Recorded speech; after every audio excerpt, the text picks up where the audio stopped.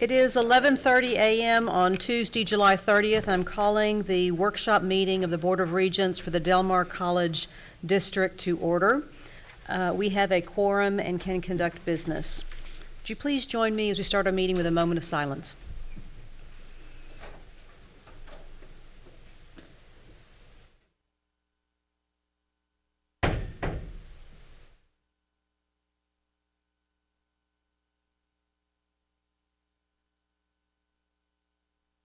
Thank you. Ms. Hutchison, would you lead us in the Pledge of Allegiance?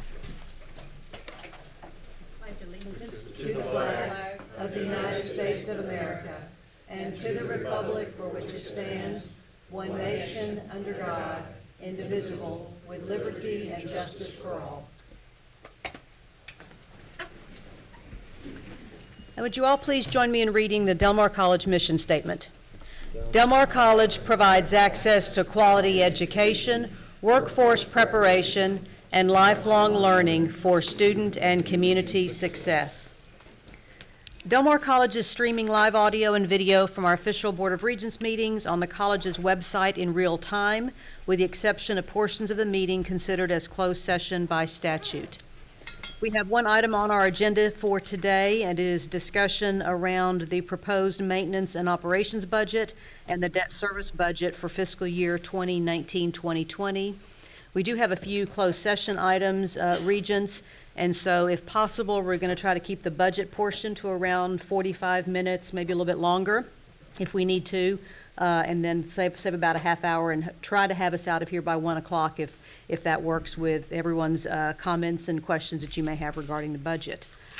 So with that, I'm going to turn it over to Dr. Escamilla to introduce the discussion for today. Thank you, Madam Chair. As Mr. Garcia comes up to the podium, I just want to thank everybody on the team for all the work that has gone on behind the doors, behind the screens, both in all hours of the night to get us to this point. Regents, I want to thank you all for your collective input to get us to this point as well. My last thing that I want to say is that I'm hoping that next year, this time, this conversation will be taking place in early July, so that as the latter part of July and August comes, we are just polishing the budget and moving forth with the details as they arise. But that being said, with Raul being here almost a full year now, I am thankful for his work as well that has gone into today's culmination at this workshop. So, Mr. Garcia. Okay, very nice. Madam Scott, Mr. President, members of the board, good morning. I want to thank you for that introduction, Mr. President. I also want to thank the board for their support and being very patient throughout the process. I know it's very demanding, and so I'm going to do my best to really fly through this, barring any questions that you may have. So, but before we get started, I want to talk about some new information that just came in the last 24 hours. We received information from the assessor's office in the county, and we've been in communication with changes relating to the effective tax rate. It has been changed. There's been a slight increase to that rate. And so I've reflected those changes throughout this presentation, and I will point those out for you. They're pretty much in the color of light blue, navy blue around those lines. But in essence, this change is driven by the discussions around the MNG tax abatement transfer to CC Polymer. There's still discussions by the county, and they're also consulting their legal folks, and so that information has not been fully baked. We're hoping to get better information by the end of business day, more to come on that. But for now, know that the changes is mainly in the effective cost rate. There is no changes to the budget tax revenues, but there are some other considerations that we need to factor in, my team and myself. Again, more to come until we get better information from the county as well as the assessor's office. Again, this information just came in last night, late in the afternoon, and so the team's been working on it well into the evening and early this morning, so I want to thank the team for their quick attention to this matter. Yes, And sir. again, this is the type of anomaly that will continue, we suspect in the future. And if we've had this meeting earlier, we're going to deal with this anomaly like any other one. And the earlier the better we are. Go. So more to come. Okay, moving on. So from our discussion last week, I listened, I paid attention, and I hope to address many of your questions.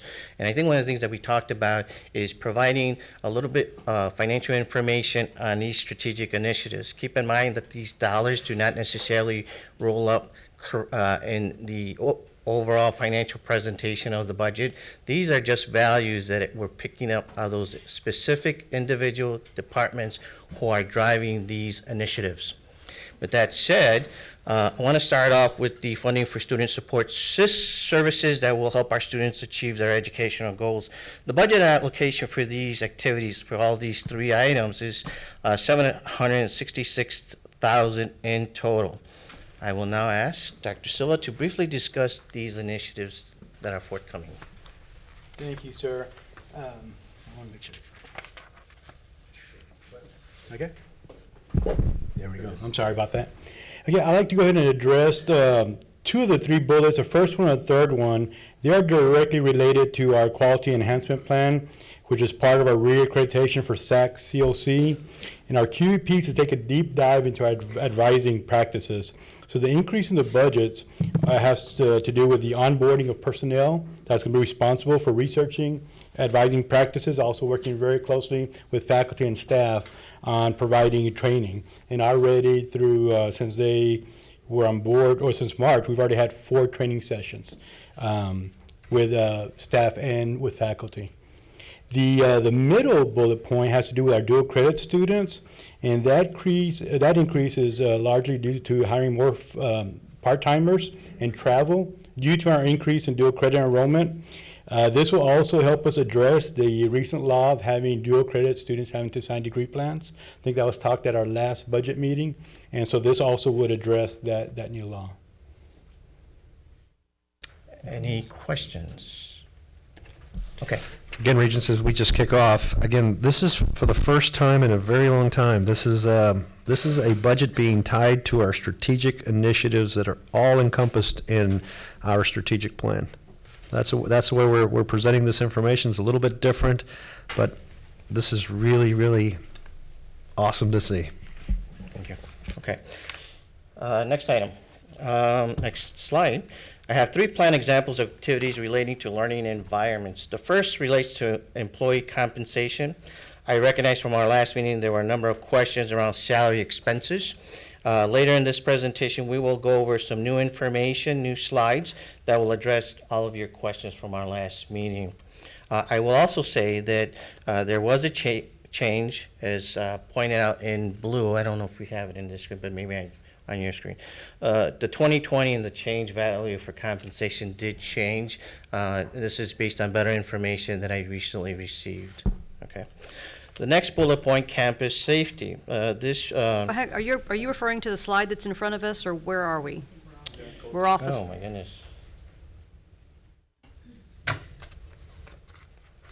This is goal 2, recruitment and persistence. Yes. This is my attempt to get you through this session fairly quickly. Okay. Okay, Well, let's try this You just again. got to give us pages. Just help us. Yes, I agree. Okay, so I have 2 planned examples of activities relating to recruitment and persistence. The first example is around strategic communication plan to promote the college's services. One pathway is through marketing the Del Mar brand that will help drive the trajectory of the student enrollment growth with additional focus on early marketing of the Southside campus. The planned marketing strategies are driven in part by continued population growth.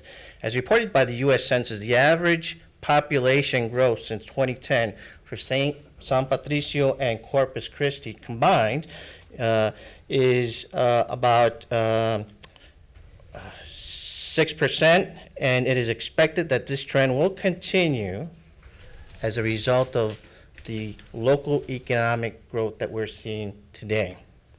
I will ask Mr. Neum to briefly discuss these initiatives. Good morning. Some of the initiatives we're looking at putting forward for marketing the Southside campus going up are some pre-enrollment marketing for the Southside campus with a campaign targeting students and parents.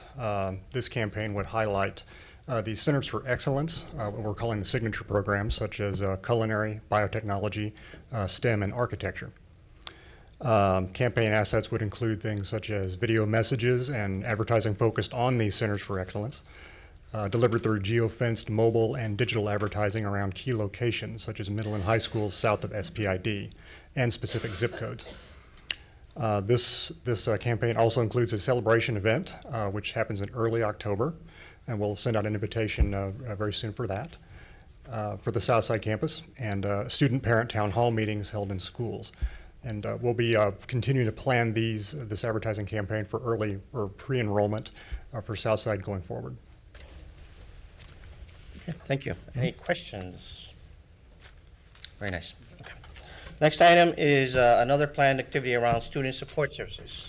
Again, Board of Regents, the second part of this goal talks about the continuous enrollment of students into their educational goals. And so we have an entire division dedicated to retaining our students. And we have services including retention caseworkers, counseling, and tutoring. And we, as you know, we have Civitas also as a tool that works and targets at-risk students. So the majority of the increase is for part-timers in each one of these areas to help retain our students, which is also as important as recruiting our students as well. Any questions? Okay, thank you. All right, moving right along. And I think we just covered this first bullet point. So move on, next item. The next item on campus safety. Dr. Lewis, I'm going to ask you to probably touch on this topic on campus safety and division. I'm actually going to ask our Chief of Security, get to the microphone. I'll ask our Chief of Security, Lauren White, to address it. Thank you.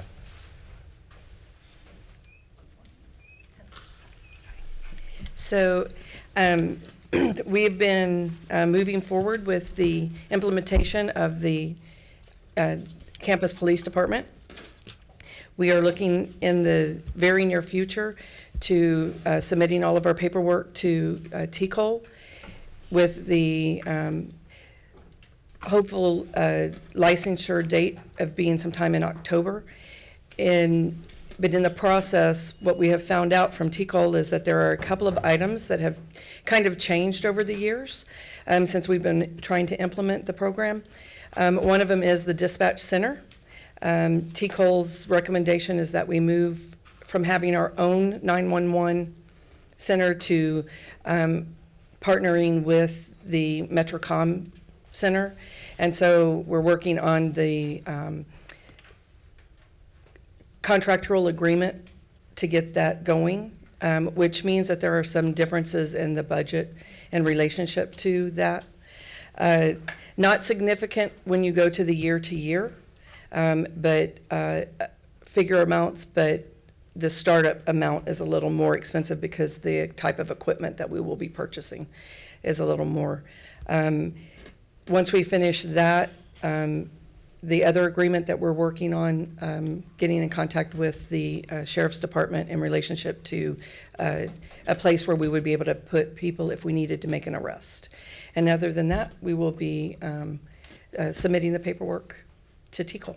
Ms. White, I have a question. So just to understand, I want to make sure we're talking about the 911 is a very important piece to this. How we're doing 911. Now we're as opposed to where we were in the past, we were talking about doing our own dispatch and our own emergency line service. Now we're talking about changing as per the laws of TCOL and so forth. The expectations are that we tie into the greater 911 capabilities. Yes, sir. So that if someone anywhere can just remember those three numbers, and we're going to tie in that way. So that's right. That's an important thing. That's an important thing right there. It's an important shift that we're making. And the reason being that in recently, the law in relationship to dispatchers has changed. They are now considered first responders. Okay. And their requirements are at a different level than what was in the past. So our messaging and everything else can continue to be 911. That's going to be an important conversation that we have with our college relations team and so forth, so that we're marketing with that in mind. Yes, sir. Any other questions? Okay, moving right along. Thank you so much. Okay, not much changing here. Well, yeah, one or two things. So the $1 million is in relation to our intended attempt to ramp up the property tax capacity in preparation for the estimated $4 million operating cost in fiscal year 2023. The vision for fiscal year 2020 is to onboard a campus administrator and other faculty exempt and non-exempt employees in preparation for that opening. In addition, $300,000 will be set aside for non-salary operating costs and any incidental costs that may come about as a result of transitioning this new or onboarding this new campus. Yes, sir. Mr. Garcia, those are the same proportions that we have in relation to the rest of the budget, and that's how that $1 million is established. The primary portion of it, the larger portion of it being HR. That campus director piece is very important, Regents, that we get on board and they start integrating into the final programming and the construction aspects of this campus. So this is what we're hoping and doing, is finding a key personnel that tends to the shop and has the keys to the door, so to speak, who owns that campus on a regular basis, gets in on this construction and literally sees it come from the ground up. And, it'll be 6 months into it. It'll be, sometime this next academic year, depending on how that search goes. But right now is the prime season to open that up and be looking for that right person to own that shop. Thank I you. just have a placeholding question. Do you anticipate in subsequent budgets, you're going to maintain a separate Southside item, or are you going to begin to incorporate that into existing line items? Because obviously by the time we open, it'll be incorporated. And I appreciate the fact that we're being transparent with what the startup costs are going to be this fiscal year, but do you anticipate this staying as a separate line item? So Mr. Garcia and I are talking about that in terms of cost centers across, and as he's getting this first year under his belt, he's going to be making those kind of recommendations. He's already talking about, and I hate to put words in your mouth, but you're already talking about isolating continuing education as one of those examples as a cost center. And so I think, depending on best practices, Mr. Garcia, we're going to seek your leadership on that. But Yes. I think certainly as on the developmental side of that budget, to establish the Southside campus, I think absolutely it'll be isolated at some point to discuss and watch that budget develop. Mm-hmm. Once it's developed, how it is presented, I think is going to be really up to our CFO. Regent Scott, I'm glad you brought that up. That's one of the many things that keeps me up at night, is that how do we structure our new ERP system to better capture financial data? And so, yes, to start tracking the Southside campus operating activities would be ideal. Is just trying to make the systemic changes that may be a little bit challenging, but that's definitely the vision. In addition to the president's point, definitely want to look at some other things, including our revenue stream, to bifurcate that a little bit more to provide better information to the board. So those are definitely in the plans. They're still here. I just got to put them to action and talk to my team. Yes. Well, and the board probably ought to have at some point some discussion around that, because there would be some policy decisions around, do we want to look at the district as a whole, or do we want to look at individual campuses as cost centers or different initiatives? And so very definitely you all come back to us with your recommendations, but Yes. I certainly think the board would need the opportunity to discuss that and really understand the long-term implications of any change of that magnitude. That is definitely a brilliant idea. City Colleges of Chicago is a 7-college system that I'm very well experienced with, and they have a different set of financials for each institution. And at the end of the day, when we report the district as a whole, all that financial data is combined and presented to our third-party stakeholders. So there's some accreditation issues with all of this, as we are accredited as one single campus, one single college. City colleges are multiple, they're a multi-college system, individually accredited, if I'm not mistaken. The district is, trying to make me think many It's years back. it's I think okay. It's okay. We're going too far back in our timeline here, but nevertheless, it's so there's ways to do that, but all the while maintaining our integrity as a single college, multi-campus, single college system. And so we'll talk about that. And that's going to be a great discussion to be. But in the developmental stage, as this budget builds, we're going to certainly be isolating it for clarity and transparency. Yeah. Okay, so moving on to the next bullet point. So part of we already started doing some transition and trying to bifurcate some of the departments. A good example is right here on the expense side for corporate services.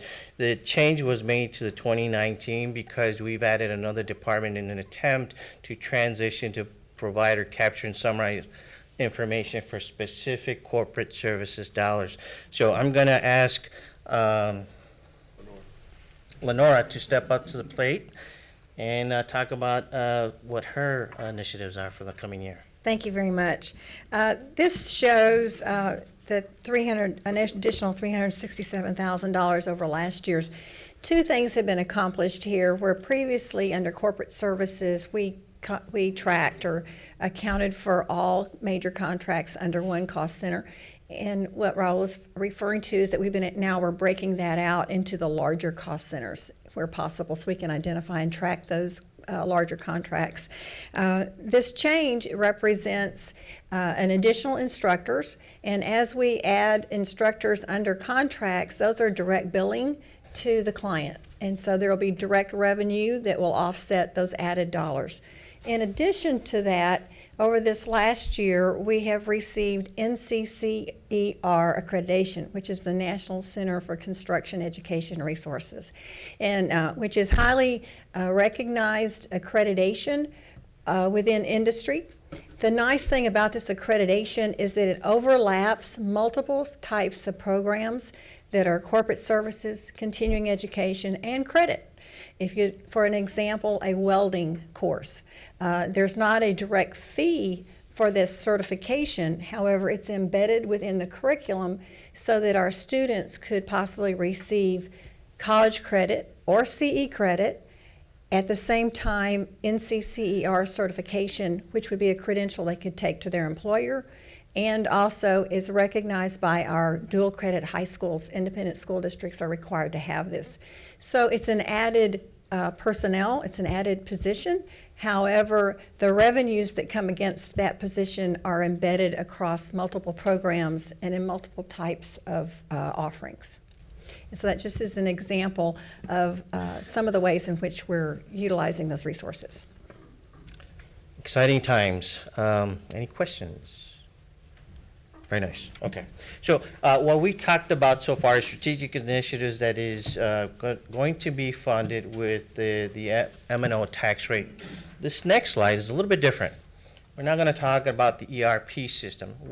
Initially, the board had approved funding this ERP system a couple of years back through our plant reserve dollars. And I think there were some transfers done between the M&O and the plant reserves.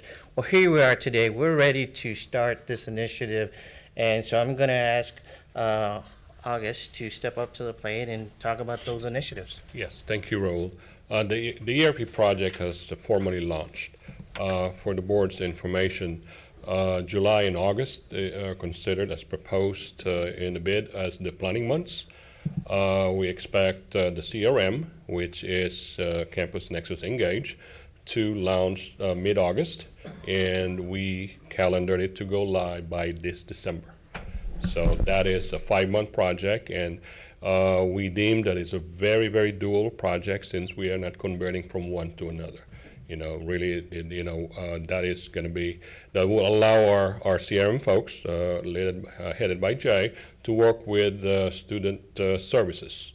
The student information system is the calendar to start a month later in September. And we are ready to go, we plan to go live by September 2020. Yep. So a 12-month project with interworkings with the CRM folks and the enrollment service as part of student services. Yes, sir. 2 points on that. CRM, customer relations Relationship management software. management system. Now, in education, in higher education, we refer to our students as customers. That's kind of a faux pas, and it's kind of yeah. But on the front end, when we're talking about reaching out to students, when they're in shopping mode, frankly, is what this is all about.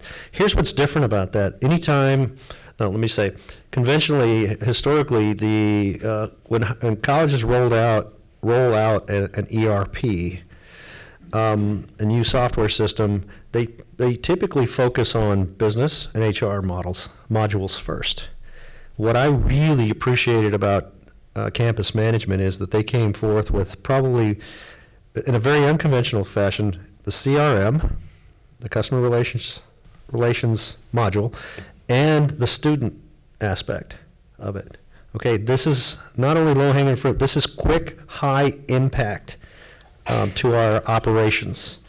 And of course, the other components are going to be following, but this is a different way of doing business. And it's exciting, I think, because we're going to see some things as it relates to reaching out to our students who happen to be in shopping mode / customers at that point on the front end. So it's a different business model than I'm sure, Dr. Sherwood, you've seen in your implementation experience. Thank you. We're positioning the different teams to go live by September 2020, and also with another challenge that wouldn't it be nice to go live after the 12th class day as opposed to at the beginning of registration? Would it be nice to go live after we have dispersed all of our financial aid to our students? Then we have several months to learn the system. So those are as Dr. Axime said, the new technology allows for that, as opposed to in the past. You bought it, you have to follow the menu. So those are the challenges that our team is ready and gearing to address. They have, next time you see Rito, he received and Jay a pretty substantial homework for our next meeting. So that, I want to inform you, that officially has started. On the finance, HR, and payroll, as I noted earlier, we intend to finish by September 2020 on the student information system. We are calendared to start a month earlier in August of 2020 with HR, finance, and payroll, and calendar to go live 12 months later by August 2021. Almost the same timeline as the South Campus. So we may be going live with a comprehensive new ERP and a new campus on the same month.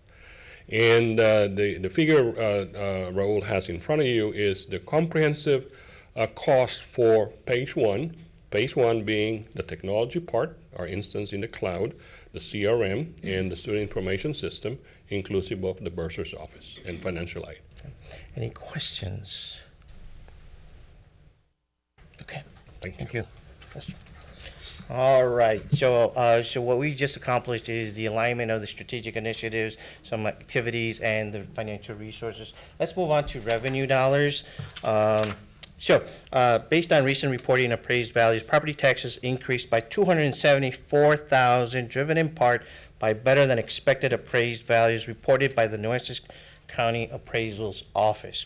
These dollars will be used to fund faculty salaries for the delivery of developmental classes in accordance with HB 2223. I will now ask Dr. Lewis to please provide some information on that item. Thank you. So House Bill 2223 passed in the 85th legislature. Essentially what it says is that rather than having separate developmental classes and credit level classes, students have to now co-enroll in both. So if they test to a certain level of developmental education, then they have to enroll both in the developmental class and the credit class at the same time rather than sequentially. It started at 25% last fall, and then it goes to 50% of all developmental students, and then 75%, and eventually it will be at 100%. You can imagine what that does to our staffing levels, because now the folks who used to be teaching one or the other are now either having to teach both, or we have to employ more adjuncts to cover the additional classes to make sure that students are being served. It's not as if they're sitting together in the same class. It still counts as two classes, both for the student and for the faculty members' load. So it essentially doubled the load for some of our faculty members, and it will continue to do that as we ramp up from 25 to 50 to 75 to 100% eventually. Do we have any questions?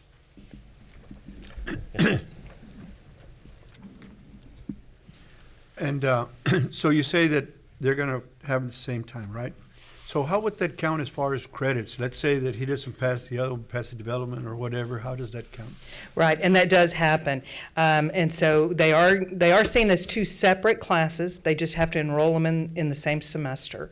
Before, they would take a developmental class, they would pass it, and then take the credit class. Now they're taking both classes at the same time in the same semester is what I mean by at the same time. So they may have their developmental class Monday, Wednesday, Friday from 9 to 10, and their credit class Tuesday, Thursday, 9:25 to 10:50. It could happen where they could pass their credit class and not pass their developmental, but it's written in there that then they're considered complete if they've done that. It's more likely that they would probably pass their developmental but not pass their credit class. Of course, the ideal situation is that they would pass both. Okay, thanks. Is that cost then reflected in that salary line a few slides back? You Well- said the additional cost, So let 'Cause me the go load- back to that slide. because I was just confused. Compensation piece component? Yes. So no, the salary is, that is a reflection of the raises for our faculty, exempt and non-exempt. This is dollars set aside that is salary related for any additional FTEs that is needed to run this additional initiative. It would be Okay. brought on as overload or adjunct. Right. It's a separate pool of dollars. Yes. And I will point those dollars, they should tie out to one of our other schedules that Tammy is great about tying and providing additional information about salary increases, and I'll point those out when we get to that slide for you. I think, because a salary increase is a board policy decision, what you're talking about is a state law requirement. And I think we probably ought to clearly see, again, if there's significant impact, the differences between those kinds of decisions. We don't have a choice. We have to Exactly. comply with House I Bill see. 2223. Yes. Okay. But the financial impact of that probably needs to be communicated, but is not really a decision point for us. Right, right. Salary raises and compensation is a decision point for us. One other point on this, Regents, is how this has evolved. For decades, I'm going to call it the battlefield, which is developmental ed, at the legislature has been grappled with over and over and over. And what has happened here in the recent, in the past 6 years, is this mandate, frankly, this unfunded mandate that moved from, well, you've been doing it your way for a long time, now you're going to do it our way, is what the legislature said. And said, you're going to build this co-requisite model, and you're going to build it our way. And it was prescribed and passed at the 85th legislature, which is the session before the one recent that we just finished.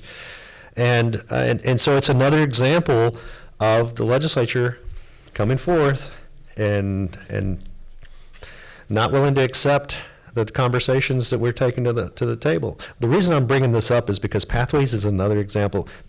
Pathways is an example of us moving ahead and in lockstep with the legislators and with the legislature as a whole and creating our own version of it so that we can avoid another co-requisite model kind of situation at the legislature. So Pathways, co-requisites, prescribed, here we're doing this with them, and then that's why that is so important. You'll hear me say that from time to time, and this is a great example of that.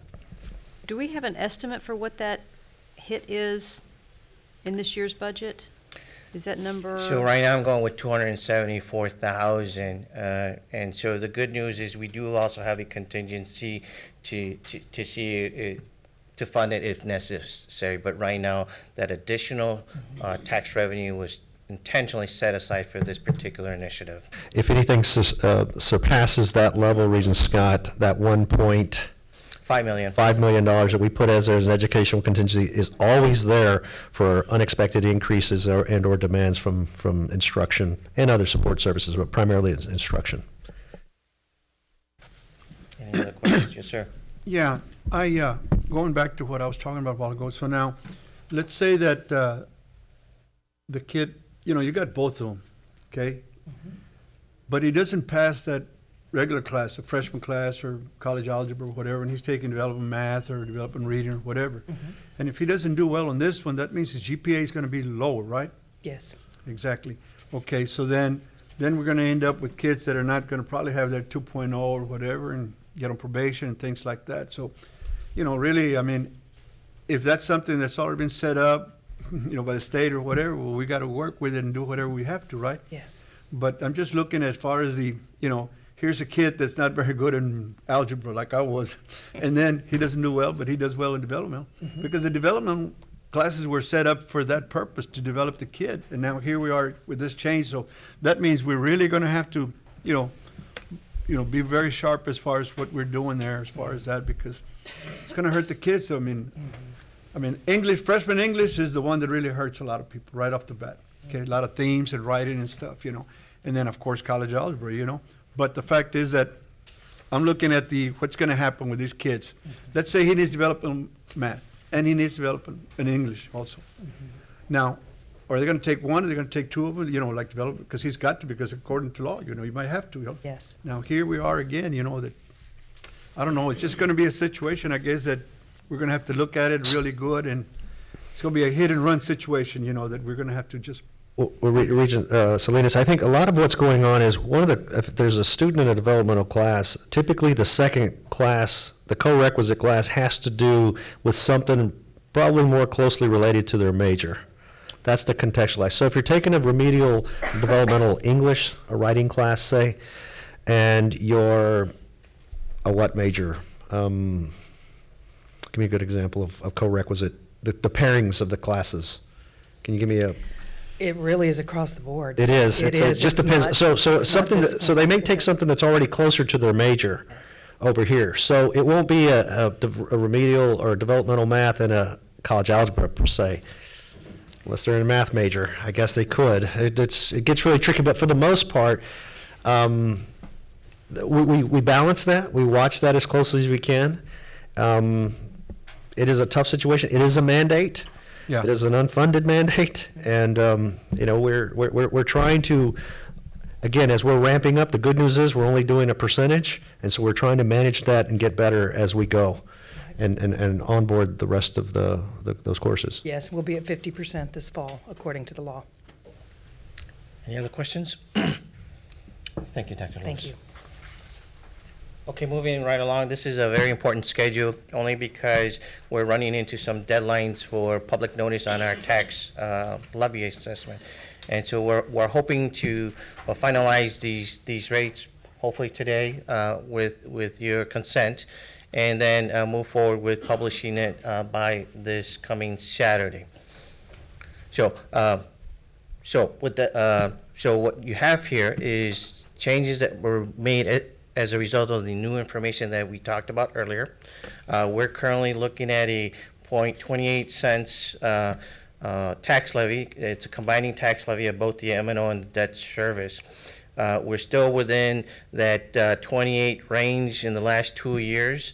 And then in terms of the tax levy to the property tax holder is going to be $465, $2 less than the prior fiscal year. Total revenue generated, $58.2 million, just to fund the many initiatives that we just went over in the last 15, 20 minutes. Any questions? What's that 465 based on? $100,000 valuation? Yes, so 165,574. It's based on 165,000, and That number is an That average average, yeah. number. oh, yes.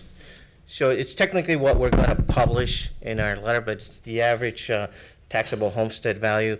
John, do you want to elaborate on that a little bit more? What it is, actually. Okay. Yep. Typically, what we've used for too many years prior, way back when, is the $100,000 valuation. That's a nice metric and so forth. This is a more relevant number of the average household price here in the area, in the tax base. Any other questions? So this is what you had sent to us, and I realize you said that the light blue color is the change based on the final information, or what we think is current information from the appraisal district. Yes, my disclaimer is on the best available information from the appraisal's office. Yes, ma'am. Okay. Gotcha. Okay. Any other questions? Questions or concerns, speak now, forever hold your peace. Not forever hold your peace, but, yeah. Okay, so I'm going to try to move along quickly here. I know we have a few more minutes. So as we previously talked about, this slide tries to attempt to present the tuition and fee revenue a little bit differently. There's more components to the tuition fee revenue. There's two components, contracts and academic. And so the takeaway on this slide is that we do see contract revenue growing at a faster rate than our academic credit. Why? Because of the unemployment rates that we're seeing. I think we talked about in the past where when the unemployment rate is trending downward, we start to see a stronger growth in our contract, and academic tends to taper down a little bit. So I'm going to ask Lenora Keys to come up and talk about what's going on in what's trending in contract services revenue. Thank you very much. One of the things I'm pleased to announce is that the corporate services number is a little bit undervalued, and that as of last week, and this is the corporate services is very fluid, put it that way, as far as when clients come in and we have contracts. And as of last week, we can now project 2020 revenue just from corporate services content to be $800,000 more net. And so that would be $2,175,000 revenue, which would be coming in. And so that increase would be $1 on the change column of $950,000, or right at $1 million increase for next year. And that covers the expenses, too, of some of the added costs that you saw previously on the instructors. Transportation training services took a dip over the last couple of years tied to the Eagle Ford Shale shutdown. However, we're projecting a much greater increase. There's new contracts coming in for transportation services right now. That's your CDL licensure. One of the things that we've added over there is to greatly benefit the students, is that prior to earlier this year, students could go through CDL training, get past the course and be ready to test through the Texas Department of Public Safety, and have to wait 6 weeks to even get a spot to test, to get their license. We are now a licensed center where our faculty member can provide the testing, and the student can walk out passing the course and a licensed CDL driver. This is very important to industry. When I announced this a couple of weeks ago at a meeting, it lit up, and I can foresee this being under budgeted, actually, as far as potential revenue, because we can put the drivers licensed out and ready to work. Continuing education is another area that's growing, particularly in dual credit in the Certified Nurse Assistant program. That's a requirement for our RN program, but also all your dual credits areas. We've added 17 school districts just this last year in the certified nurse area. And so these areas are quite healthy and growing. Any questions? So the 800,000 that you just referred to under corporate services, are those contracts signed, or are those contracts in the work? They're signed and delivered. So we'll see this number change in our next iteration? Yes, ma'am. And show the corresponding estimated cost associated with it as well, but, okay. Yes. So the reaction is priceless when we talked about the increase in revenue. Yeah. This is why I budget conservatively. It's great to provide news that our numbers are growing as opposed to the opposite direction. So that's just part of the process. It's another thing I told him yesterday at 5 o'clock, so yeah, it just finished up. Can't blame Raul for all these 5 o'clock phone calls, right? Okay. Or the 8 o'clock calls to my house. Moving right along, let's talk about expenses. So not much is changing in this report. A couple of things is the faculty salary has gone up by the $274,000 that we just talked about. The new legislative requirement is driving that. But there was also a lot of questions around exempt and non-exempt salaries as to the change at the 11 or 8%. I now have better information. I've added 2 new slides, and I'm going to invite Tammy to go over those slides. By the way, there's no change on this next slide, so let's start with exempt salary changes. Good afternoon. I think the question from last meeting was that we, part of the salary change was about 11%, and the raise that we had proposed is 3%, so where were these additional dollars coming from? So the slide shows you that some of the additional salary dollars are coming from the continuing education and workforce programs. And as Ms. Keys just alluded to, you know, the CNA program, or the Certified Nurses Aid, really had taken off. So this past year, we added about 10 to 11 additional what we call temporary full-time positions to meet that demand from all the different school districts that came online this last year. And that need is there right now. So that was part of that 868,569 number. Ms. Keys also talked about the new NCCER program. With that particular position, that particular area is requiring 2 exempt personnel. So that's in that number. And also there's, I believe, 1 or 2 additional exempt positions for the corporate contracts that basically would be, you know, generating revenue. So those positions are also exempt. So just to give you a little bit of idea of exempt, any instructor or trainer or skills trainer that is in the continuing education side or workforce development, workforce training, or corporate contracts, they are salaried exempt employees.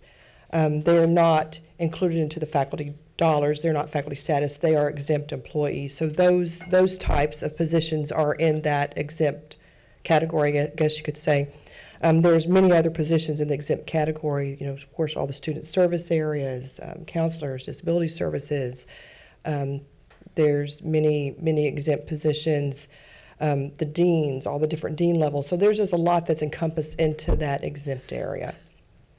And then other, like I said, the other was student services, foundation, accreditation. We added, you know, some personnel changes to some of those miscellaneous areas where those other dollars came from to come up to that 11% difference.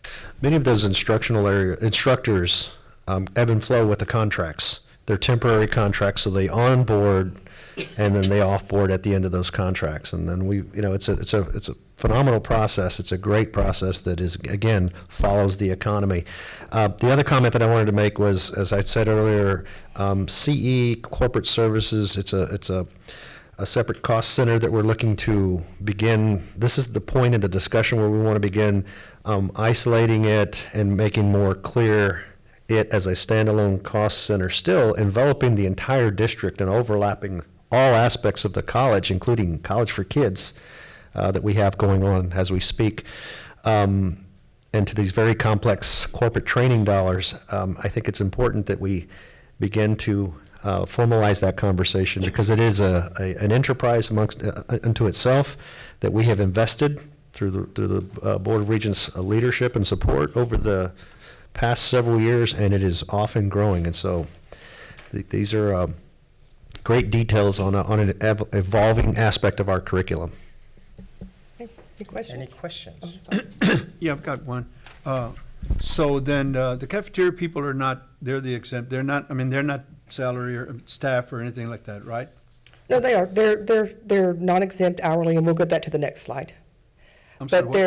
But most of the workers in food services are, except for the manager, is exempt, but most of the workers are hourly. Yeah. Non-exempt, and there are some that are full-time, and there are some that are part-time. Yeah. Employees. Okay. So now, what I was going to say was that, is there any way that maybe you can tell me, or maybe later, as far as if, do we have people that just, do we have go through changes because people, leave or whatever for any reason, or what I mean?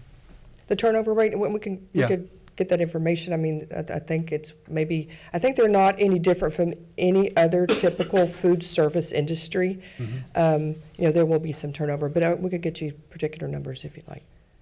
Yeah, because I know that, for example, let's say in the busing, if there was busing and stuff, because there's always changing, in buses, because they don't get paid enough. Okay, so now I'm just saying that if they're not going to be the same part with the staff.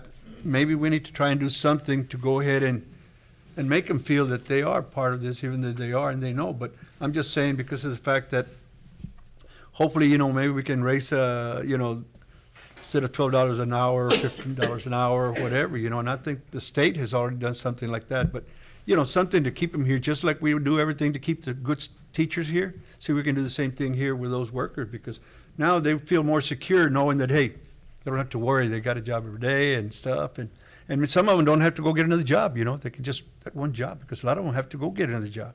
Yeah. No, I agree. Those employees are very important to us, and the service they deliver is amazing. Part of the challenge is for those particular employees, that is really coming from a different source of funding. It's not funded through the M&O tax rate. I still need to take a deeper dive to figure out why.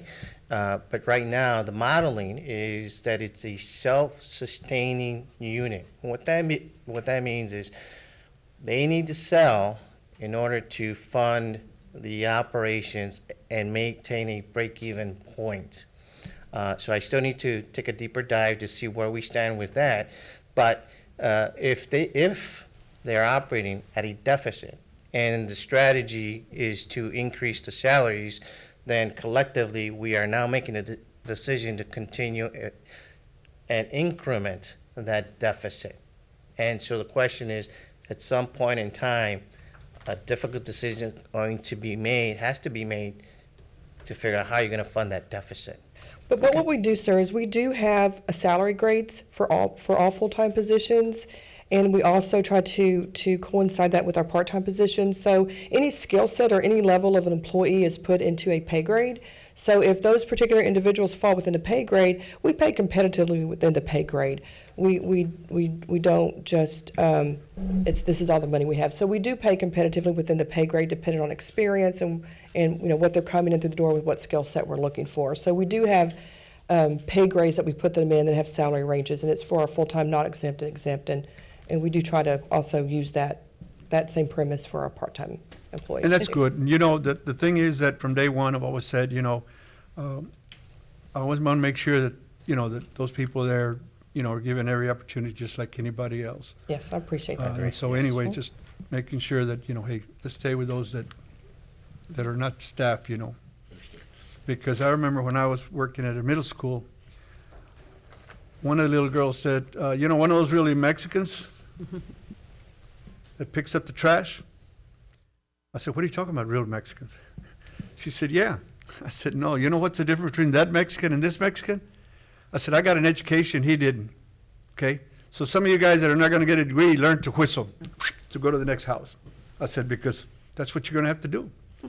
And so I'm saying now, times have changed a lot. So what I'm saying, hey, let's, like my buddy used to say, Dr. Diaz, let's do everything possible that we can to help everybody, not just the students, because that's our main concern, but the faculty is huge also. Huge, no question about it. I mean, and then of course, everybody that's surrounded, it has Del Mar, it's part of Del Mar, the family. We need to do everything we can. And I appreciate, what you just said, that you all are doing everything, and that's great, and I appreciate it. And I think on the next slide, if we go ahead and flip to the next one, you'll see that the non-exempt employees that you're referring to are part of that proposed 3% raise, in addition additional full-time and part-time positions. So we're increasing positions and we're including them in the pay raise, the same as everyone else. Yes, ma'am. So the proposed pay raise of 3% for non-exempt, and then the additional salary dollars is we have brought back in-house to groundskeeping. So there are quite a few positions in groundskeeping. We have some administrative support, which are supporting some of these instructional areas, like the new NCCER program. There's some of that, and then we also made some of our IT, AV, tech support full-time for that support. And then the part-time dollars were increased, and those pretty much go across the board. It could be part-time CE instruction, student services, student assistants, tutors throughout the college. So part-time is kind of just all across the college, needing a little extra dollars for part-time. Any questions? Wonderful. Thank you, Tammy. Okay. So moving on to the next slide. Madam Scott, you had mentioned on goal number 4, where did the numbers tie and how do they agree? I think this is a great schedule right there to agree those dollars back to goal number 4. You will see that the total compensation package, not talking about new positions, just the pure increase in salary for the wonderful work that our team and efforts that they put to this institution. We're looking at $1.3 million in total just a salary change alone. On top of that, there's a benefit component of $334,000 for a total change to the budget of $1.7 million, up from prior year's $1.3 million. Okay, so moving right along, I'm going to go quickly through these next couple of slides. There's one slide that I think is very important, but I'm going to pause at each slide. You tell me if you have any questions on that particular slide. But it's mainly going over the 5-year forecast and the inputs to come up with the 5-year forecast, both revenue and expenses. So here's the budget assumptions. Any questions on that? Did not change, by the way. Okay. Preliminary M&O tax rate, this did change because of what we previously discussed. Those are the changes.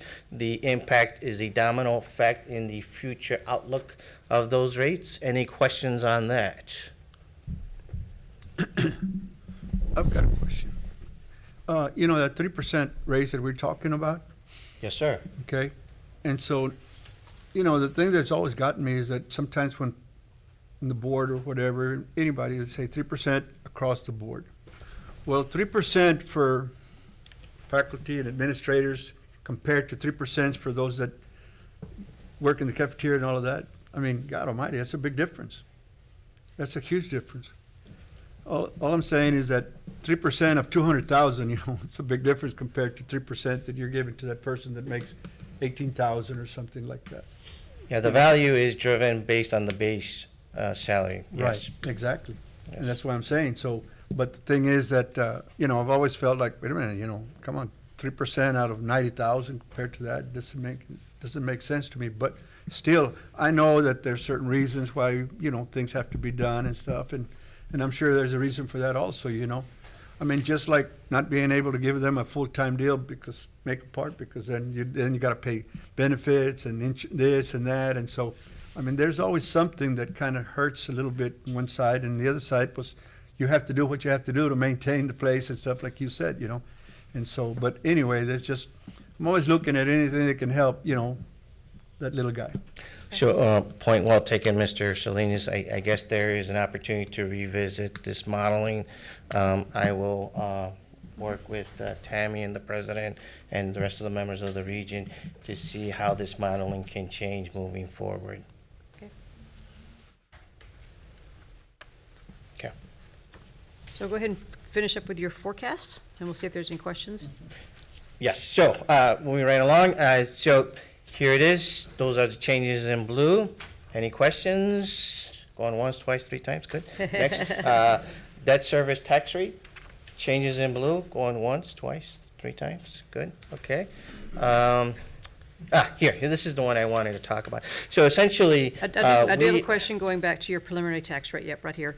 So this. Oh, this one. Yes. This is the one I want to talk about. And this is yes. based on the projections of how we're going to have to sell bonds and what that bond indebtedness will be going forward to complete the absolutely. campuses. So Gotcha. we've been talking to our financial bond counsel, and we've been informed that they're seeing interest rates at 3.7%, pretty low, I would say.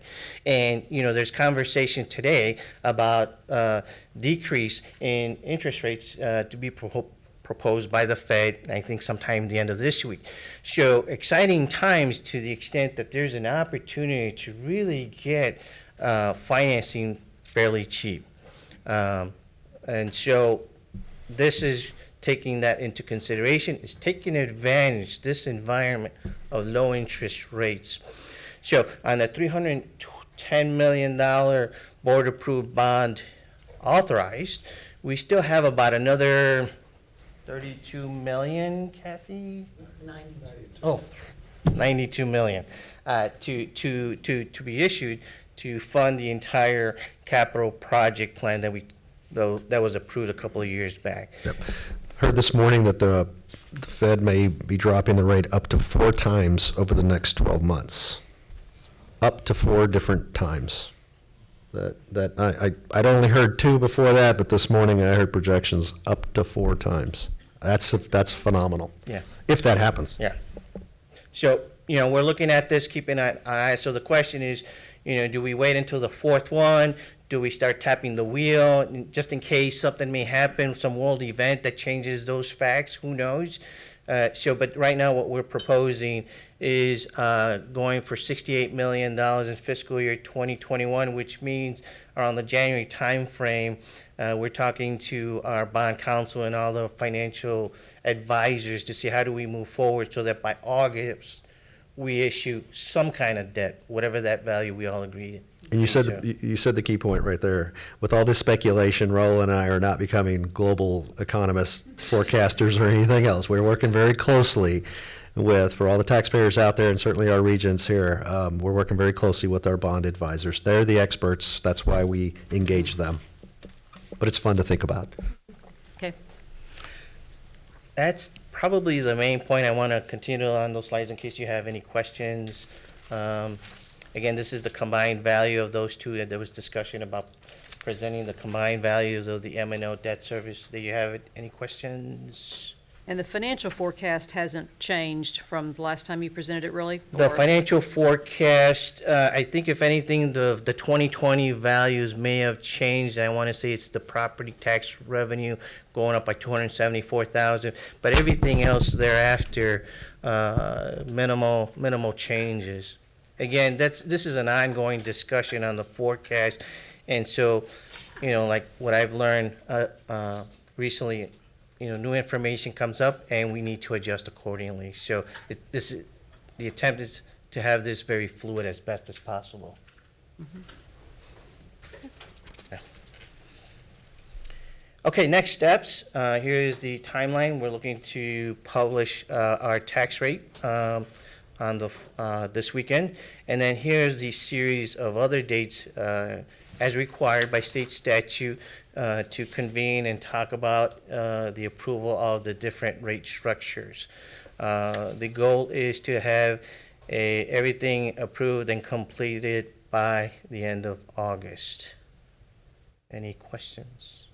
And for the board's benefit, we've got a called meeting to order the public hearings on the 5th, but I think we're going to have another complete budget update, kind of with final numbers on our regular board meeting date on the 13th. So we should see what is the buttoned-up final presentation to the extent. So Mr. Garcia wasn't in that room when we assigned him that task of another board update at the regular meeting, at the budget meeting. So surprise. Well, but because No, it makes sense. you had some changes today, and Yes, so yes. kind of the final iteration before we go to our public hearings on the 19th, and Yeah, that last. transparency is so important to me. So yes, I agree. Yes, Yeah, absolutely. I just didn't tell him between our last meeting and this meeting, so I hadn't gotten there yet. So you're welcome, Mr. Garcia. And if you have any questions, please let Dr. Escamilla and Mr. Garcia know if there's anything that comes up in the interim. Let me ask a revenue question, Ro. sir. Where does, right here, where does any revenue that comes in, like percentages from a vendor, such as a bookstore, where does that fit in, or where does that go? Okay, it all depends on the nature of the agreement. So auxiliary comes to mind, and so the bookstore contract agreement that was agreed to by the board a couple of years back, those dollars, and John, I want to confirm this, those dollars are being tracked as auxiliary dollars, not necessarily O&M. Why? Because it's under the concept of self-sustaining, self-supporting initiatives. Is that correct, John? Okay. Just as we described food service earlier. Yeah. And Regent Salinas, your point is well taken about the salaries there. And Regent Rivas, those two enterprises right there are always something that, we've had models that have existed for a long time, and certainly something Mr. Garcia is always challenging to see if that's the way we do business on a go-forth basis. I think the only difference is we don't control the salaries that the bookstore pays their employees, but we do the food service. Correct. Okay, so I do apologize. I think I'm 15 minutes past the required deadline, but I hope it was very informative. Any other questions? I just want to say you guys are doing a great job. Oh, thank No you. question Thank you so about it. much. Super job, and I appreciate it. I Yeah. know we do. We appreciate it. Y'all are really doing a good job. Thank you all. Thank you, Mr. Garcia. Yeah. At this time, the board will hear general public comments.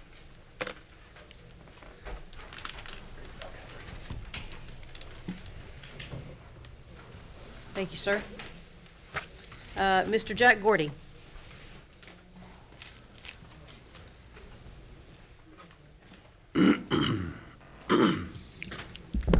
Yes, I'm Jack Gordon. I live at 4118 Bray Drive. And she was supposed to pass out a paper to you, and I guess she just left them all over there somewhere. The first thing I want to talk about is I've mentioned over and over and over, if this Board of Regents cares, and if you respect the people in the Del Mar District, you'll have public comment at the beginning of the meeting. Nobody knows when the meeting's over. They know when it's going to begin, but they don't know when it's over, so they don't know when to be here. So like I said, if you care and if you respect the people that elected you, you'll move public comment to the beginning of the meeting so that the people will know when it's going to be. And the other one, the paper that she's passing out is how much Del Mar at the bottom, how much Del Mar spent for outside attorneys in 1 year. One lawyer, $147,519.36. That's the lawyer in Austin that writes letters that I believe he should be able to write. Simple letter, one-page letter, and it cost us $950. $450 to talk about the letter, and then $450 to write a one-page letter, and he's got all kind of samples to follow. To write the Attorney General, good God, somebody in the 5th grade or 6th grade should be able to write the letter. All they got to do is follow the samples they got. Why pay somebody $900 to write a letter, a simple letter? That don't make sense. To me, that's a waste. Waste of taxpayers' money. And this Board of Regents shouldn't allow it.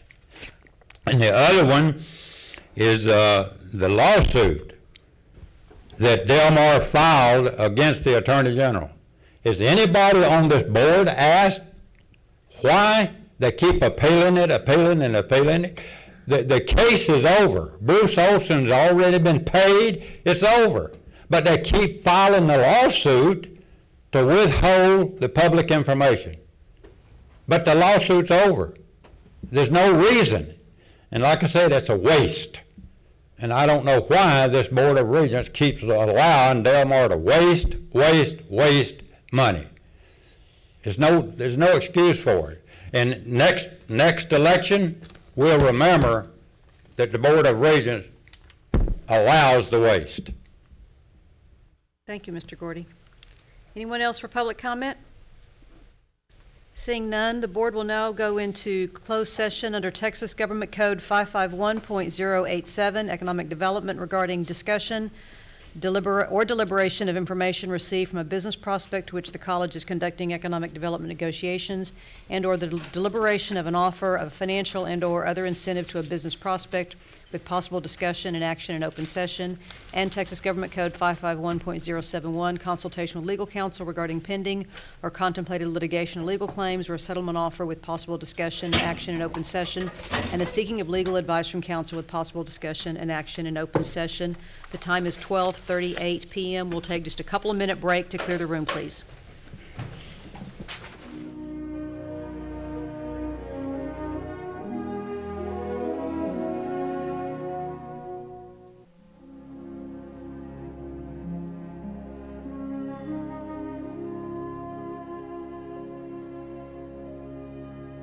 Our closed session ended at 1:12, and there's no action to be taken.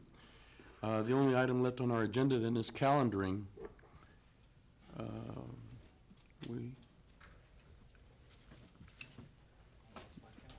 I did too. All right. So Anybody have a spare calendar on? Calendar. Yeah, Your next okay. meeting, We have Mr. Chair, is meetings. August 5th? Yeah. August there we 5th go. at 12, I believe. Okay.